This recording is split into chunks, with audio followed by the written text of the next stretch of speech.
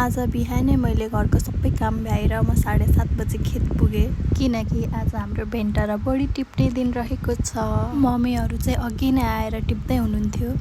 तपाईहरूले देख्न सक्नुहुन्छ हामीले कति धेरै भेन्टा लगाएको छौँ यहाँदेखि वहाँसम्म। बिहानैको 7:30 बजे पनि के साह्रो गर्मी भएको नि।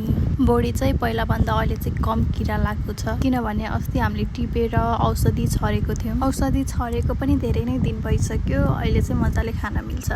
आज हामीले बोडी आधी र भेन्टा आधी गरेर थोरै मात्रै टिपेको छौँ किनकि एकैचोटि सबै टिप्यो भने मार्केटमा लग्न पनि गाह्रो हुन्छ र बिक्री हुन पनि गाह्रो हुन्छ। यो गर्मीको सिजनमा एकदमै धेरै चाँडो बिग्रिन्छ, त्यही भएर हामीले थोरै टिप्ने गरेको छौँ। यो कुहिएको किरा लागेको भेन्टा पनि हामीले सबै टिपेको छौँ। बोटमै छोडिदियो भने चाहिँ अरू भेन्टा पनि यसरी नै बिग्रिन्छ भनेर हामीले चाहिँ यो सबै टिपेर ल्याएको छौँ। यता आँगनमा पनि हामीले बिहानै मकैको खोस्टा सुकाउनलाई राखेको छौँ। आज बिहानै काम गरेको छ।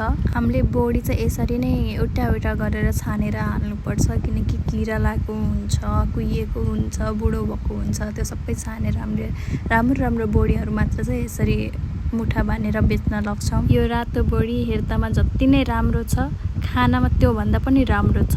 हामीले मुठा बाँधेर पनि सकायौँ। यो बोडी अब मार्केट जानको लागि रेडी भइसक्यो। यता चाहिँ राम्रो भेन्टाहरू छान्दै हुनुहुन्छ। आजको लागि यति नै। Thank you for watching. Bye by.